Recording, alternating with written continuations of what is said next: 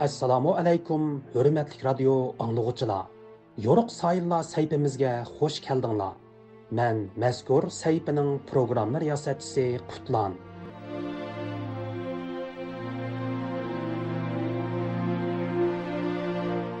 Anglar men do'stlar.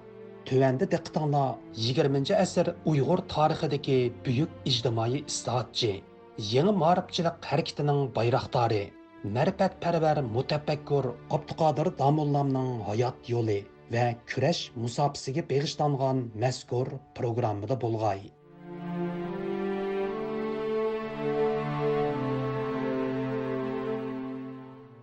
1914 yılının başlarında ağır krizisga patqan Osmanlı sultanlığı bir meydan dunyoviy urushning qaynamiga so'rilib kirish oldida turadi.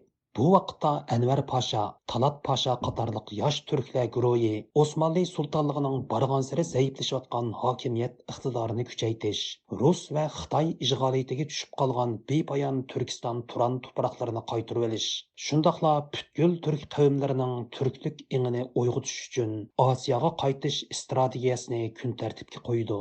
Bunun nəticəsində 1914-yılının başlarında İttihat və Tərəqqi Təşkilatı Həc səfərdən qayıtıb İstanbul'a gələn Obul Həsən Musabay bilan görüşüb, yaş türk oqutquchi Ahmet Kamalni Şərqi Türkistanğa əvətidu. Bu haqda fikir bayon qilgan Turkiya Agay Universiteti Türk Dünyası Tədqiqat İnstitutining professori Olimjon Inoyat apandi munolarni ilgari surdi. Uyghur ma'rif tarixidagi o'chmas simalarning biri Turkiyalik Ahmet Kemal İlkul. U Uyghur ma'rifiga qo'shgan to'pish bilan Uyghur tarixida alohida o'rin olgan. Onun Çin Türkistan xatiralari, ya'ni Xitoy Turkiston xotiralari nomli aslimasiga qaraganda Ahmet Kemal İlkul İttihat va Taraqqiy partiyasi tarafidan 1914-yili Sharq Turkistonga maktab etish vazifasi bilan avatilgan. U aslida İstanbulda bir maktabda Türk dili ve tarix muallimi olup işleyen. Ahmet Kemal İlkul 1914-yili 2. ayının 16. günü yolga çıkıp, şu Odessa, Orenburg, Taşkent, Xokan, Mergilan, Andijan ve Oş arkalık şu 1914-yili 3. ayının 14. günü Atuş'a bargan.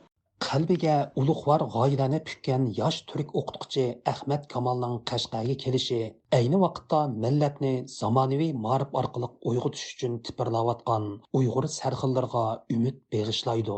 Amerikadagi yosh Uyg'ur bilim odamlaridan Taran Uyg'ur apandi bu haqda fikr bayon qilib, Ahmet Kamalning Qashqarga kelishi Abduqodir Domollam tutashtirgan ma'rifat mash'ilining o'chib qolay deb qolgan cho'g'larini qaytadan yilinjatdi deydi.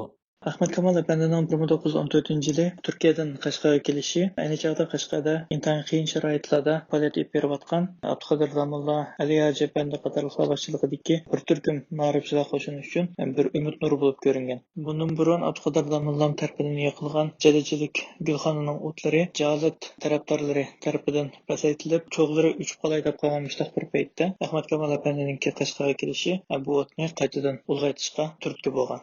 Ahmet Kamal İlkul Qashqarga yetib kelgan dastlabki mezgillarda bir qator to'salg'ularga va qiyin jarayonlarga duch keldi.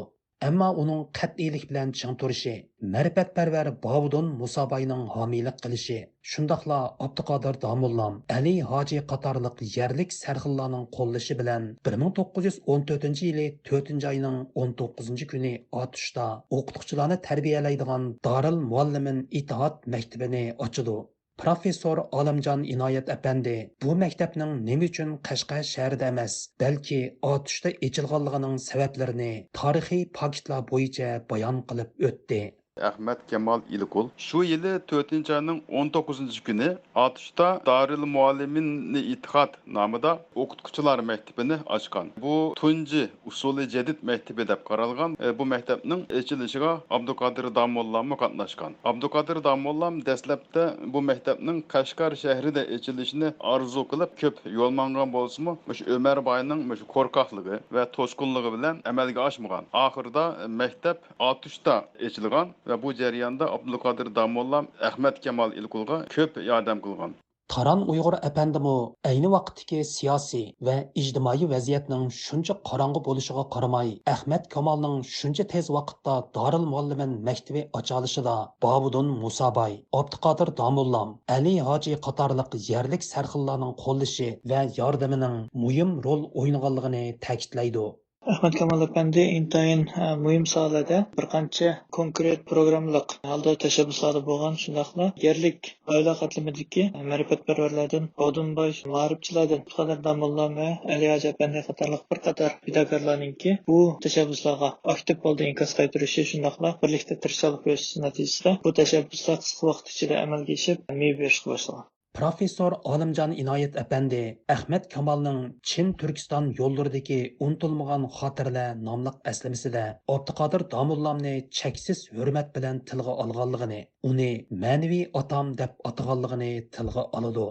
Ahmet Kemal İlkol özünün əslimisində Abdülkadir Damollamni nəhayət hörmət bilan əsləb ötken. Abdülkadir Damollamni mənevi atam deb atagan. Əslimiga qaraganda Abdülkadir Damollam şu dəvrdə vətən və millət qəmində köyгән yaşlarga yol göstərishə tirishgan. Usuli jadid məktəblərdə oquşning to'g'ri və farz ekanligi haqida tunji fatvoni bergan o'sha fazilatli bir zot edi. 1914 yılның алдыңғы yarmida Qashqa va Otishda bir mahal jo'sh urib rivojlangan yangi ma'rif harakati Ahmad Kamolning oldi bilan jamiyat qurish, ya'ni islomiy xayriya jamiyati qurib, xalqning kuchi orqali ma'rifga iyoni to'plash hamda uni keng xalqning ommaviy harakatiga aylantirish tashabbusidan boshlandi.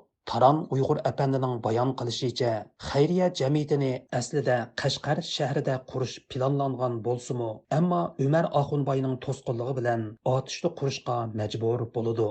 Eng avval Ahmad Kamal Efendi Qashqar shahrining markazida bir fanniy maktab ochish, shunaqla bu maktabning chiqimlarini hal qilish va boshqa turlarga iqtisodiy asos yaratish uchun xayriya jamiyati, ya'ni jamiyati xayriya nomida bir tashkilot qurishni planlagan. Bu tashabbusni o'zining hisoblashlarga bildirib, ularningki qizg'in qo'lishiga erishgan. Afsuski, ayni chog'dagi ta'siri bir qadar cho'ng bo'lgan yurtqatlardan Umar Oxunboyningki bu tavsiyaga ko'rsatgan pozitsiyasi intayin past bo'lgan. Bodumboy intayin kamtar holda mazkur ishga Umar Oxunboyni jalb qilish uchun bir qancha qitim bu ish ustida Umar Oxunboy bilan muzokara qilib bo'lgan. Afsuski, Umar Oxunboyningki bu ish tutgan pozitsiyasi izchil past bo'lib kelgan. Oxiri bu bir tashabbusningki Qashqar shahrining markazida amalga oshishi mumkin bo'lmaydiganligi hammaga ayon bo'lgan. Natijada bu tashabbus asl plan bo'yicha Qashqar shahrining markazida emas, balki Otishda amalga oshgan. 1914-yili Otishda Jamiyati Islomiya nomida bir tashkilot, shundaqla o'qituvchilarni yetildirish uchun bir Darul Muallimin qurilgan. 1914 yilning yoz oylariga kelganda Osmanlı sultonligining tashkiloti maxsusa nomli organi tarafidan Sharqi Turkistonga avatilgan Odil Hikmatbay, Salim Samibay, Husayn Amrullah bay qatorliq 5 nafar turk xodim Qashqaga yetib keladi. Buning bilan Qashqadagi yangi ma'rif va milliy uyg'onish harakatlari texmi yuqori avjiga ko'tarildi. Odil Hikmatbayning Osiyoda 5 turk nomli eslamasiga qaraganda, shu mezgillarda Bobudun Musabay, Abduqodir Domullam qatorliq yerlik sarxillar ularning Qashqadagi faoliyatlariga dastak bo'ladi. Professor Olimjon Inoyat apandimi Abduqodir Domullamning shu mezgillarda Qashqada faoliyat olib borgan yosh turklarga yaqindan hamdam bo'lganligini ta'kidlaydi. Asiyada 5 Türk namlıq əslimiga qaraganda, Osmanlı dövlətinin təşkilatı məxsusa, yəni alayda təşkilatıga mənsub Adil Hikmet qatarlıq 5 kişi 1914-cü ili Sodagar kimligi bilan yolga chiqib, Hindiston orqali Sharq Turkistonga kelgan. 1914-cü ildən 1916-cı ilgacha bo'lgan muddatda Adil Hikmet əpəndilər o'sha Sharq Turkistonning Yakan, Xotan, Qashqar qatarlıq rayonlarida faoliyat olib berib, xalqni uyg'onishga ve ilim öğrenişke çağırgan. Bu 5 Türk Qashqardagi vaqtida Ruslar tarafidan tutkun qilinib, Toshkentga elib ketilgan ve ölüm cezasıga hukm qilingan. Şu çağda Uyg'urlarniki besim bilan bu kishilar Ruslarning qo'lidan qutulib chiqqandan keyin yana Sharq Turkistonga qaytib kelib, shu Qashqar Yekkan va Xotanda faoliyat elib borgan. Qashqarda Musa baylar bilan yaqin munosabat qurib, shu Uyg'ur ma'rif uchun va Uyg'ur xalqining uyg'unishi uchun ko'p tirishchilik ko'rsatgan. Bu 5 turk bilan shu Abduqodir Domollamning munosabati haqida Ahmad Kamal Ilkulning aslimisida ba'zi bayonlar bor. Bu bayonlarga qaraganda Ahmad Kamal Ilkul Abduqodir Domollamga Adil Hikmatbek va sabdoshlarining hayoti ekanligi haqidagi xabarni berganda Abduqodir Domollam xo'shalligidan yig'lab ketgan. Bu kishilar xalqni uyg'otish va o'qitish uchun, Uyg'ur ma'rif uchun muhim tuhfalarni qo'shgan. Abduqodir Domollamni Turkiyadan kelgan bu kishilarga ko'p yordam bergan, ularni qo'llagan. Babudun Musabayning homiylig'i bilan Ahmad Kamal Atushda Darul Muallimin maktabi ochib, xayriya jamiyatini qurgandan keyin buning ta'siri Qashqar shahridagi yoshlarni va yerlik munavvarlarni harakatga keltirdi. Buning bilan Qashqar munavvarlari Umar Bayning to'sqinlig'iga qaramay Qashqarda xayriya jamiyati qurdi. Tatar muxbiri Noshirvan Yavshev bu jamiyatning Qashqar nashr ma'rif jamiyati deb atalganligini ilgari surdi. Taran Uyg'ur Efendi 1914-yili Qashqarda qurilgan bu jamiyatning shu vaqtning o'zida va undan keyingi mezgillarda xalqni uyg'otishda muhim rollarni o'ynaganligini ta'kidlaydi.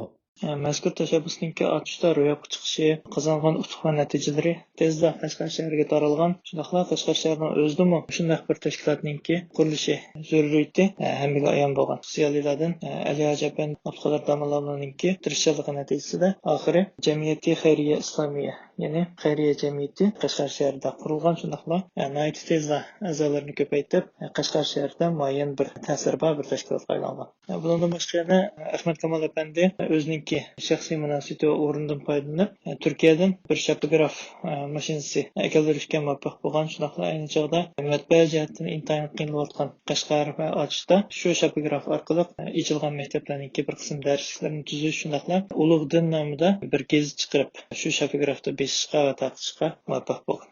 Qadarlik radio anglag'uchilar, yuqorida Abduqodir Domollamning hayoti va uning faoliyatlariga bag'ishlangan maxsus radio programmasining 11 qismini diqqatingizga sundiq. Bu vaqtdagi anglatishimizning oxiri davomli diqqatingizda bo'ladi. Programmani Qutlan tayyorladi.